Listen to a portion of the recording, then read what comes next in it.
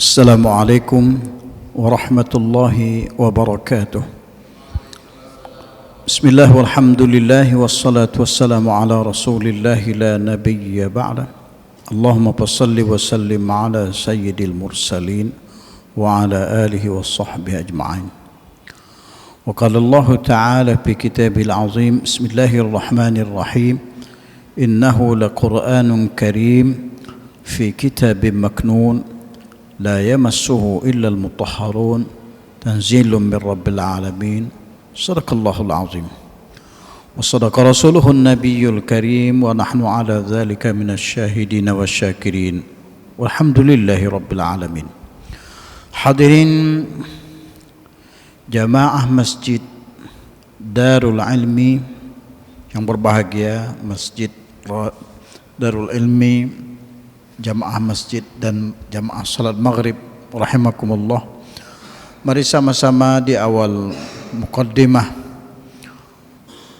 tausiah ataupun muzakarah kita di malam hari yang berbahagia ini, tidak jemu-jemunya kita memanjatkan puji syukur kehadirat Allah Subhanahu wa taala di atas segala karunia dan rahmat Allah Subhanahu wa taala kepada kita, baik rahmat Allah Subhanahu wa taala yang sudah kita terima ataupun yang sedang kita nikmati, ataupun rahmat Allah Subhanahu wa taala dan berkahnya yang akan kita dapati nanti.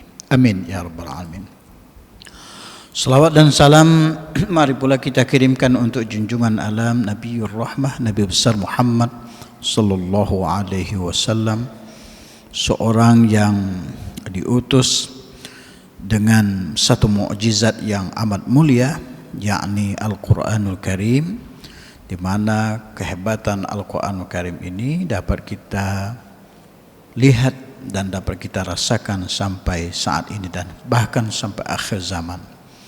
Al-Quranul Karim adalah untayan kalimat-kalimat Allah Subhanahu wa taala yang dibahasakan dengan bahasa kita sebagai manusia, yang oleh karena Nabi kita Muhammad sallallahu alaihi wasallam berbahasa Arab, maka wahyu ini dibahasakan ataupun diturunkan menggunakan bahasa Arab.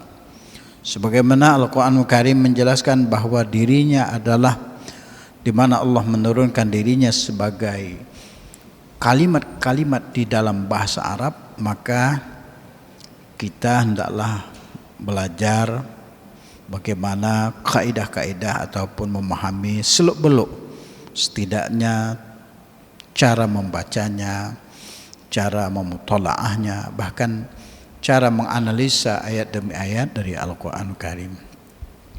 Nabi kita sallallahu alaihi wasallam adalah seorang yang Arab, tapi walaupun beliau seorang yang Arab, Allah Subhanahu wa taala mengutus Jibril alaihissalam untuk mengajarkan Al-Qur'an Karim kepada baginda sallallahu alaihi wasallam.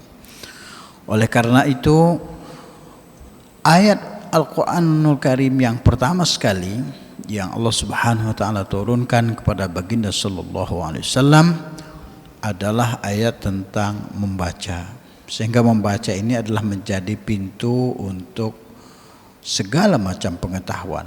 Jadi membaca di dalam artian yang sangat luas, baik membaca secara harfiah ataupun membaca secara ma'nawi, bahwa modal membaca itu saja sudah menjadi satu cabang pengetahuan yang luar biasa.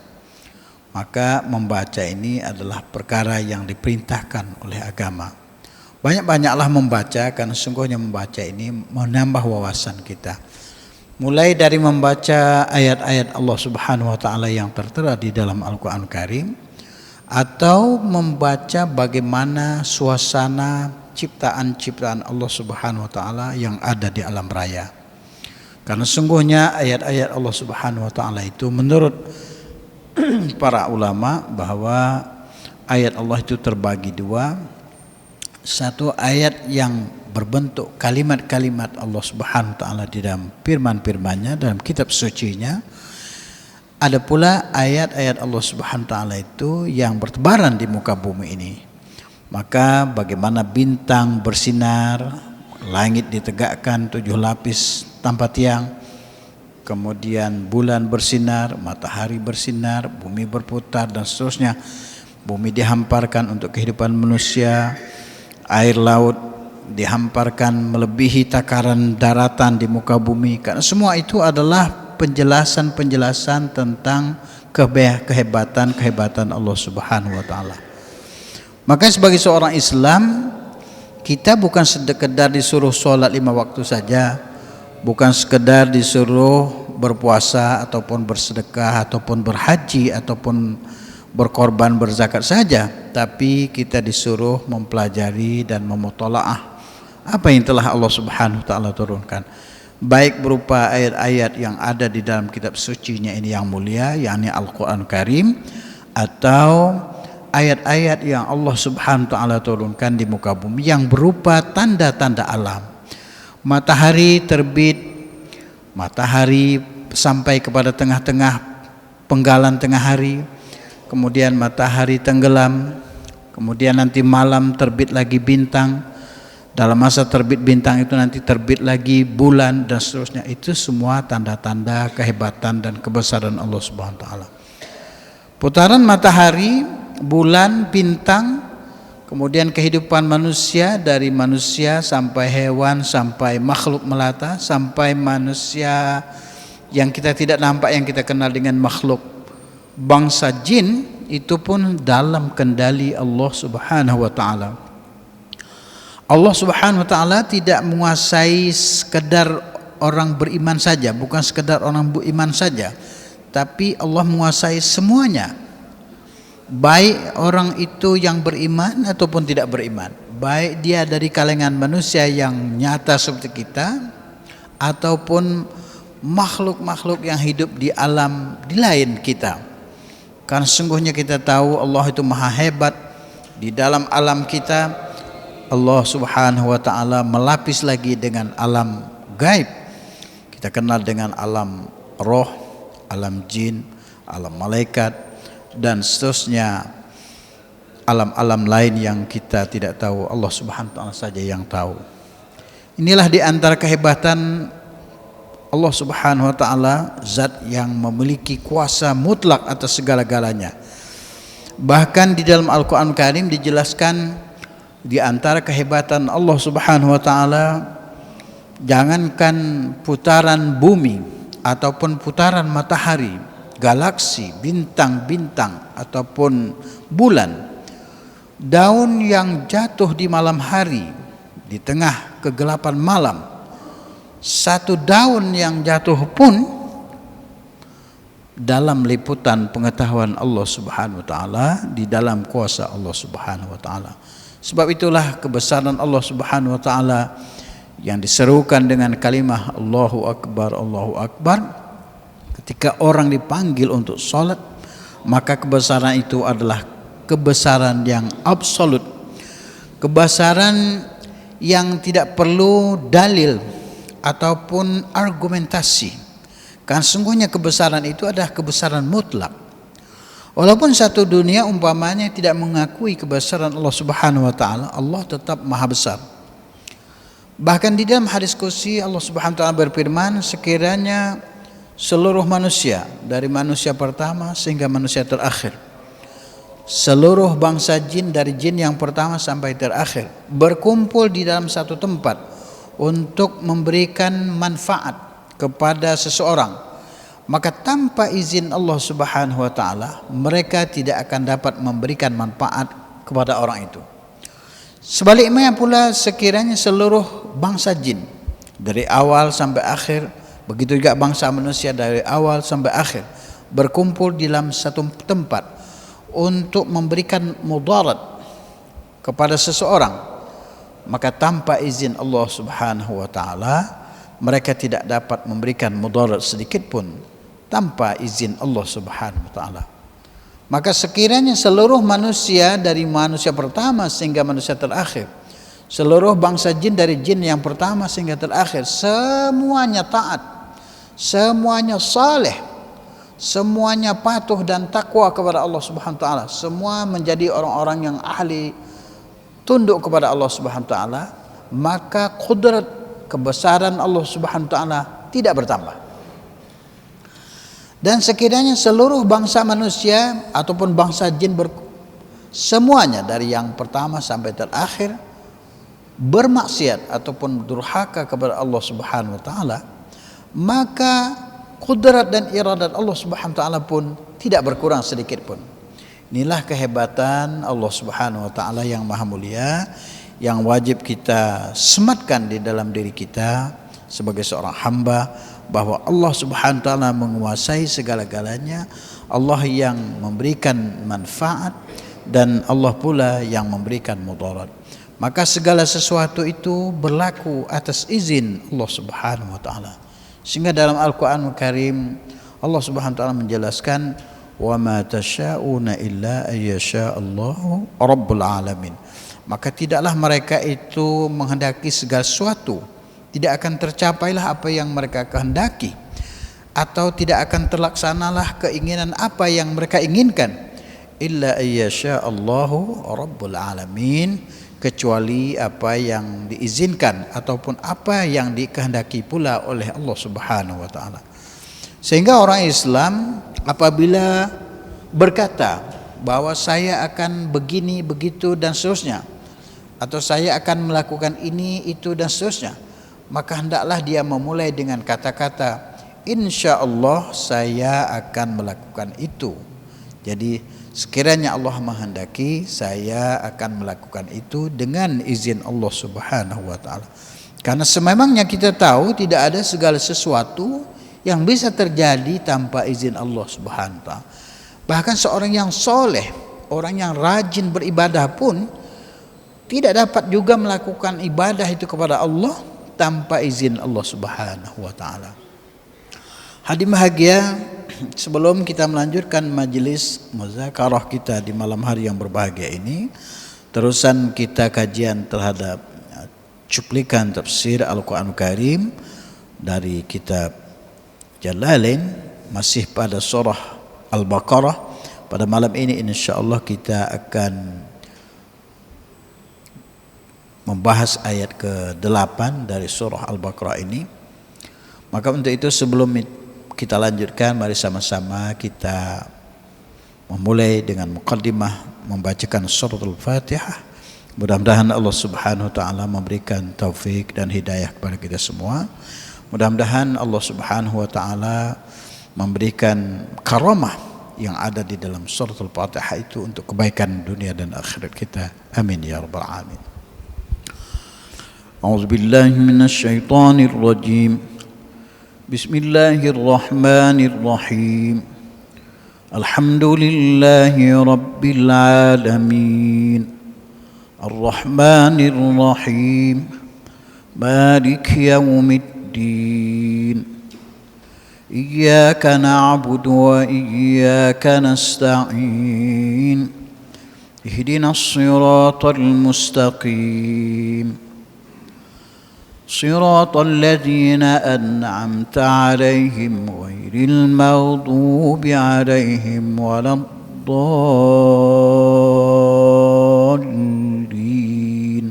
آمين. Allah Subhanahu wa taala berfirman pada surah Al-Baqarah ayat ke-8, Bismillahirrahmanirrahim. وَمِنَ النَّاسِ مَن يَقُولُ آمَنَّا بِاللَّهِ وَبِالْيَوْمِ الْآخِرِ وَمَا هُمْ بِمُؤْمِنِينَ. وَمِنَ النَّاسِ مَن يَقُولُ, dari sebahagian manusia ada yang berkata dengan ikrar amanna billahi, kami beriman kepada Allah Subhanahu wa taala dan hari kiamat, wa bil yaumil akhir, dan hari akhir. Wa ma hum bimu'minin, tapi bukanlah mereka orang beriman. Kalimat wa minan nasi ini menjelaskan kepada kita tentang suasana terbalik antara ayat-ayat Allah Subhanahu wa taala pada surah yang sama ini, pada ayat kedua, ketiga dan seterusnya, di mana Allah Subhanahu wa taala menceritakan ayat pertama, kedua, ketiga dan seterusnya ciri-ciri orang-orang yang beriman yang sesungguhnya imannya sempurna, sehingga keimanannya di dalam tatanan ataupun dalam sebutan, mereka ini adalah orang-orang yang diberi petunjuk atas keyakinan dan keimanan mereka. Di sini jelaskan ulaika ala hudan min rabbihim, dan merekalah orang-orang yang berada di atas petunjuk dari Tuhan mereka, dan merekalah orang-orang yang beruntung. Ketika Allah Subhanahu wa taala menjelaskan ayat ke-8 ini, maka suasananya terbalik. Allah seolah-olah menjelaskan tentang bagaimana kamuflase sebahagian dari manusia yang kononnya berikrar dia beriman, tapi sebenarnya dia tidak beriman. Yang sebahagiannya mengaku dirinya orang yang beriman, tapi keimanannya itu hanya sebatas formalitas belaka, tapi sebenarnya dia tidak beriman. Ini dijelaskan di dalam beberapa ayat sebagai bentuk hipokrit, atau yang kita kenal dengan tanda-tanda orang-orang yang munafik. Dalam istilah agama, munafik itu adalah orang yang bermuka dua. Sehingga Nabi kita sallallahu alaihi wasallam bersabda, ayatul munafiqin salasa. Tanda-tanda orang yang munafik itu ada 3. Pertama, apabila berjanji dia bohong. Apabila berjanji dia dusta, maksudnya dia ingkari janjinya. Apabila dia beri amanah dia khianat. Apabila berkata-kata ucapannya adalah dusta. Ini adalah beberapa bentuk sifat-sifat manusia yang dialami oleh Nabi kita sallallahu alaihi wasallam masa-masa awal turunnya agama Islam, ataupun di masa awal turunnya perintah agama Islam itu sendiri. Sehingga di zaman dulu Nabi SAW dengan para sahabat itu secara zahiriah tidak dapat membedakan mana orang-orang Islam sejati atau mana pula orang-orang Islam yang berpura-pura Islam. Maka kata Nabi SAW untuk membuat jelas perbedaan antara orang-orang Islam sejati dengan orang-orang Islam yang berpura-pura masuk Islam ketika itu adalah dilihat ketika tibanya sholat Isya dan sholat subuh. Kenapa demikian? Karena zaman dulu belum ada sistem penerangan di dalam Masjidin Nabawi seperti saat ini. Sehingga kalau sholat Isya itu kan sudah semakin gelap berbanding dengan sholat maghrib. Kalau sholat maghrib itu ukurannya matahari tenggelam, tapi masih ada cahaya. Tapi kalau sholat Isya, matahari itu benar-benar sudah tidak ada lagi cahaya sedikit pun. Sehingga orang-orang munafik itu dapat ketahuan, kelihatan di situ. Mereka yang munafik, yang masuk Islam berpura-pura, tidak akan pergi ke masjid untuk sholat karena suasana sudah gelap gulita. Begitu juga dengan sholat subuh. Sholat subuh itu dimulai ketika masuknya fajar. Ketika fajar menyingsing, azan subuh tiba, kita dengar dengan kalimat yang dilaungkan oleh muazzin, as-salatu khairum minan naum, maka itu adalah masa yang masih gelap. Maka 2 waktu ini kata Nabi SAW menjadi pertanda apakah seseorang itu muslim sejati ataupun dia sekedar berucap saja sebagai Islam tapi sebenarnya dia belum masuk Islam secara sempurna. Sehingga 2 waktu sholat ini menjadi tolak ukur kepada para sahabat bahwa apabila zaman dulu orang tidak datang untuk sholat Isya dan subuh berjamaah, maka diketahuilah secara pasti dia sebenarnya belum masuk Islam secara sempurna, alias bahwa inilah kelompok yang dinyatakan sebagai seorang yang munafik. Pada masa Islam tiba itu, pada awal-awal Islam turun itu ada 3 kelompok masyarakat. Pertama orang Islam itu sendiri, yang kedua orang kafir, yang ketiga orang munafik. Orang Islam sudah jelas definisinya, mereka yang menerima kedatangan Nabi kita sallallahu alaihi wasallam dan bersaksi bahwa Nabi kita sallallahu alaihi wasallam sebagai nabi utusan Allah Subhanahu wa taala. Kemudian orang kafir adalah orang yang sebaliknya, yang menjadi penentang ataupun tidak beriman kepada Allah dan Rasulnya. Lalu yang di tengah-tengahnya adalah orang munafik. Orang munafik itu dia adalah orang yang berada di antara keduanya. Pada ketika bertemu dengan orang-orang beriman, dia berkata kami beriman.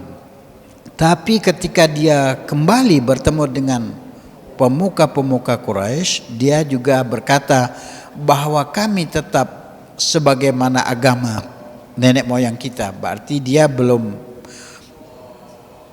mengaku kepada agama Nabi kita Muhammad SAW, tapi sebenarnya dia masih beragama dengan agama nenek moyangnya, agama sebelumnya. Maka katanya kami hanya memperolok-olok orang Islam dengan mengikut-ngikut seolah-olah kami sebagai seorang Islam, tapi sebenarnya mereka belum sebagai seorang yang beriman. Maka yang bahagia Allah Subhanahu wa taala dalam ayat ke-8 surah Al-Baqarah ini menjelaskan wa minan nasi, dari manusia, dari tidak semuanya tapi dari sebagian manusia. Siapa mereka?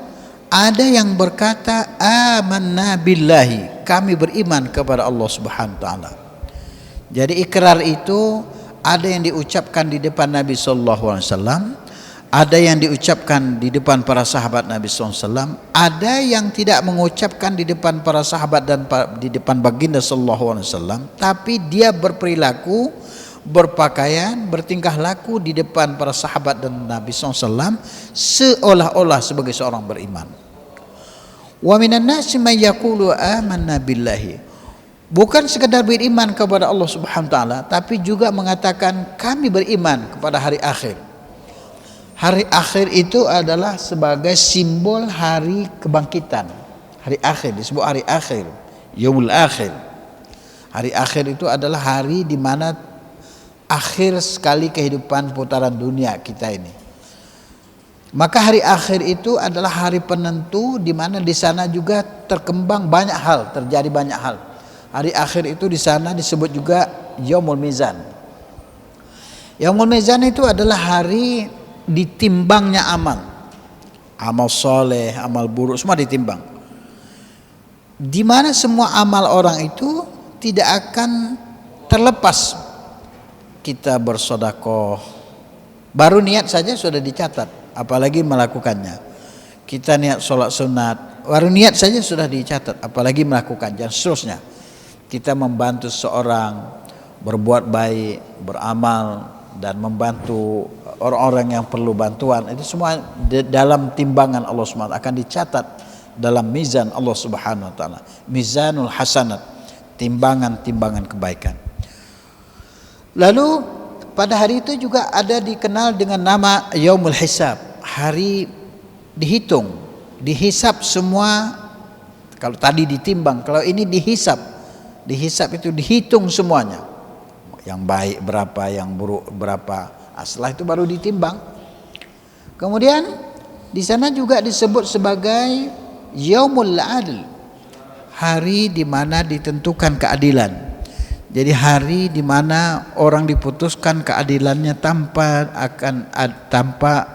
ada kezaliman sedikit pun, karena Allah Subhanahu wa taala itu Maha Adil, zat yang Maha Adil, maka hari itu keadilan ditegakkan oleh Allah Subhanahu wa taala. Masyhur sekali hari itu disebut salah satunya yaumul akhir, hari akhir, atau juga disebut yaumuddin, hari agama, di mana nilai-nilai agama itu ditegakkan secara sempurna pada hari yang bersangkutan. Tidak seorang pun terlepas dari nilai-nilai ketetapan Allah Subhanahu wa taala pada hari itu. Karena sungguhnya hari itu orang akan dipersilakan berhadapan dengan Tuhannya masing-masing, tanpa seseorang pun yang dapat membantu dan melindunginya. Seorang ayah tidak dapat membantu anaknya, seorang istri tidak dapat membantu suaminya, seorang suami tidak dapat membantu istrinya, seorang anak tidak dapat membantu ayahnya, dan seterusnya. Seorang atasan tidak dapat membantu anak buahnya, seorang anak buah tidak dapat membantu majikannya. Semua urusan masing-masing. Dan hari itu untuk menjelaskan kedudukan keadilan, maka Allah Subhanahu wa taala mengunci lidah manusia.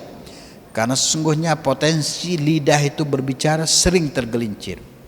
Oleh sebab itu hari itu pembicaraan yang akan dilakukan menggunakan tangan. Tangan akan menjadi pembicara.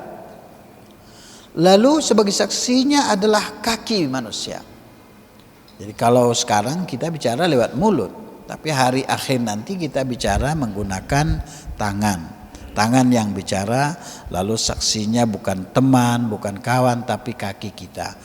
Maka orang-orang yang selalu melangkahkan kakinya kepada kebaikan, maka kakinya akan bersaksi di hadapan Allah Subhanahu wa taala bahwa dirinya adalah menjadi saksi bahwa orang ini, tuannya ini adalah orang yang selalu datang kepada kebaikan, datang membawa kebaikan, datang untuk membantu orang, untuk taat kepada Allah, untuk datang ke masjid, untuk datang ke pengajian, untuk datang ke rumah-rumah anak yatim, untuk datang membawa sedekah-sedekah bantuan. Maka kaki itulah yang akan menjadi saksi. Pada hari itu sahabat kita tidak dapat menolong kita, teman tidak dapat kita harapkan. Salah satu amalan ataupun perbuatan yang pada hari itu dapat kita handalkan sebagaimana janji Nabi kita sallallahu alaihi wasallam, salah satunya adalah bacaan Al-Qur'an Karim. Maka bacaan Al-Qur'anul Karim yang kita lakukan di muka bumi ini oleh Allah Subhanahu wa taala disebut sebagai simpanan. Sehingga Nabi SAW bersabda berkali-kali, sering kita ulang-ulang juga berkali-kali, bacalah oleh kamu Al-Quran, karena sesungguhnya Al-Quran yang kamu baca itu pada hari kiamat nanti, termasuk pula nanti mulai dari masuk alam barzah, alam kubur, kemudian masuk ke alam mahsyar nanti, hari berkumpul, maka Al-Quran yang dibaca itu akan memberi manfaat. Apa manfaatnya? Ya ini syafaat. Salah satu syafaat yang masyhur itu pada hari kiamat adalah syafaat Al-Quran Karim, juga syafaat baginda Nabi kita Muhammad sallallahu alaihi wasallam. Maka orang-orang beriman itu akan diberi pertolongan dengan salah satu syafaat itu. Syafaat Nabi kita sallallahu alaihi wasallam, lalu syafaat Al-Quran yang selama ini dia baca semasa hidupnya. Kalau dia sudah mati, dia tak bisa lagi baca Quran. Paling orang bisa menghadiahkan khataman Quran untuk dia. Itu pun kalau umpamanya dia punya anak, keturunan, saudara mara yang ingat untuk menghadiahkan khataman Quran untuk dia. Tapi kalau umpamanya dia meninggalkan harta banyak, anak-anak yang sehat, punya keturunan yang bagus-bagus, tapi lupa terhadap keluarganya yang sudah mendahulunya, maka mungkin mereka tidak akan sempat untuk menghadiahkan khataman Quran untuk ayah, ibu, datuk ataupun neneknya. Karena kehidupan dunia itu penuh dengan suasana yang menyilaukan mata, sehingga kita lupa bahwa segala sesuatu itu akan kembali kepada Allah Subhanahu wa taala.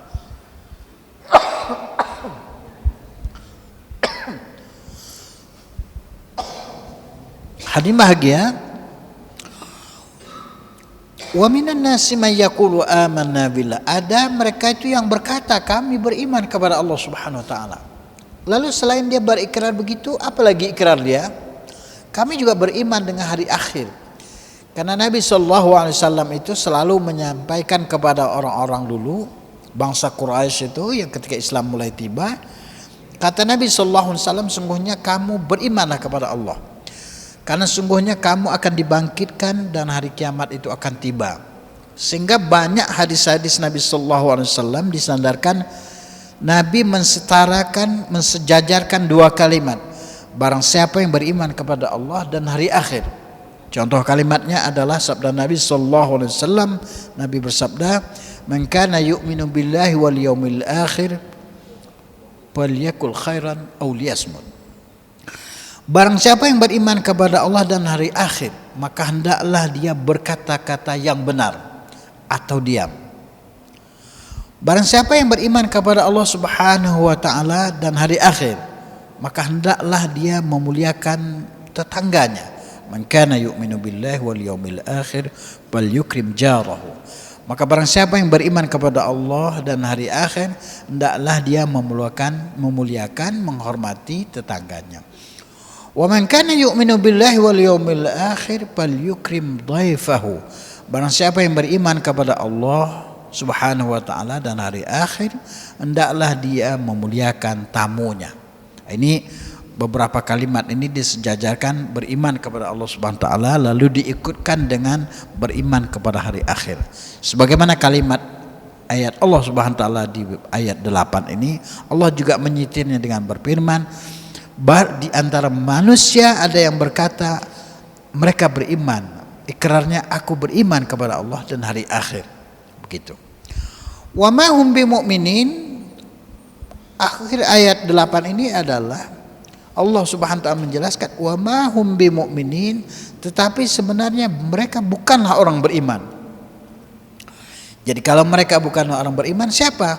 Maka inilah yang disebutkan oleh Nabi sallallahu alaihi wasallam ataupun yang dijelaskan oleh Al-Qur'an Karim sebagai orang yang hipokrit atau yang kita kenal dengan orang yang mendua ataupun orang munafik. Maka sifat ini hendaklah kita usahakan untuk kita jauhi sejauh-jauhnya. Apa itu? Kalau berjanji jangan sampai tidak tepat. Kalau berkata-kata jangan sampai omong saja. Kalau diberi amanah jangan sampai kita berkhianat. Sebab kalau 3 perkara ini kita langgar, maka jatuhlah salah satu sifatnya itu ke kita, auzubillah min zalik, maka kita termasuk orang yang disebut sebagai orang yang munafik di depan Allah dan Rasulnya. Jadi kalau umpamanya orang itu ingin terhindar dari sifat munafik, hendaklah dia kalau berjanji usahakan ditepati. Kalau berkata-kata, berkata-katalah yang benar, jangan yang bohong. Kalau diberi amanah, laksanakan amanah itu sekuat tenaga. Ada satu nasihat Nabi kita sallallahu alaihi wasallam, kata beliau, hindarilah perkara ini, kata Nabi. Apa itu? Hindarilah perkara menerima amanah. Karena sesungguhnya menerima amanah ini adalah amat berat. Jadi amanah ini sangat berat. Mudah-mudahan kita terhindar dari perkara ini dan Allah Subhanahu wa taala menyelamatkan kita. Sekecil apapun amanah tetap akan ditanya tanggung jawabnya. Tapi amanah yang terbesar itu adalah amanah di mana Allah Subhanahu wa taala menurunkan agama kepada kita semua. Sehingga dalam Al-Qur'an Karim Allah menjelaskan inna 'aradna al-amanata 'ala as-samawati wal ardi wal jibal fa'abaina an yahmilnaha wa ashfaqna minha wa hamalaha al-insan innahu kana zaluman jahula. Jadi kami telah menawarkan amanah agama ini kepada langit, bumi, gunung-gunung. Sebelum agama diturunkan kepada kita manusia, maka agama pernah ditawarkan oleh Allah Subhanahu wa taala kepada langit, bumi dan gunung-gunung, makhluk-makhluk yang lebih besar yang menurut pandangan kita mempunyai kekuatan dan tenaga yang lebih besar dari manusia. Tapi semuanya itu berkata, kami tidak mampu ya Allah. Maka wahamal hal insan, maka diberikanlah amanah itu, dibebankan kepada manusia. Tapi sifat umumnya manusia itu innahu kana zaluman jahula. Manusia itu sifat umumnya itu zaluman, menganiaya dirinya sendiri, zalim. Jahula juga bersifat lebih banyak bodohnya daripada tahunya. Maka kadar kita manusia ini diperintahkan untuk belajar terus membaca, karena sungguhnya kadar kita ini lebih banyak tidak tahunya dibanding tahunya. Mungkin kita tahu 10, tapi pengetahuan yang harus kita tahu mungkin 1 miliar atau 2 miliar. Begitu jauhnya perbedaan antara kita dengan pengetahuan yang seharusnya kita tahu. Innahu kana zaluman jahula, karena sungguhnya manusia itu sifat asasnya itu kebanyakannya zaluman, jadi suka berbuat aniaya, baik aniaya pada dirinya sendiri ataupun pada orang lain. Jahula sifatnya jahula, jahil ya, maksudnya bodoh. Banyak hal yang kita tidak tahu, sebab itu agama memerintahkan kita untuk selalu membaca. Sebagaimana muqaddimah tausiah kita tadi, di mana Allah Subhanahu wa taala berfirman, kita diminta untuk selalu membaca. Bahkan Al-Qur'anul Karim yang mulia ini pun turun dengan ayat pertamanya disuruh membaca. Maka sama-samalah kita kembali kepada Al-Qur'anul Karim untuk selalu membaca dan membaca, terus membaca. Baik membaca secara harfiah ataupun membaca secara mendalam, mutalaah ataupun riset atas ilmu pengetahuan yang Allah turunkan dari Al-Qur'anul Karim. Hadirin bahagia, insyaallah pada minggu hadapan kita akan, mudah-mudahan izin Allah, kita akan bertemu dengan lanjutan ayat 9 pada surah yang sama, yakni surah Al-Baqarah. Demikian itu saja yang dapat kita sampaikan di majelis yang singkat dan berbahagia ini. Semoga Allah Subhanahu wa taala memberkati kita. Mohon maaf terlebih dan terkurang. Wabillahi taufiq wal hidayah. Wassalamualaikum warahmatullahi wabarakatuh.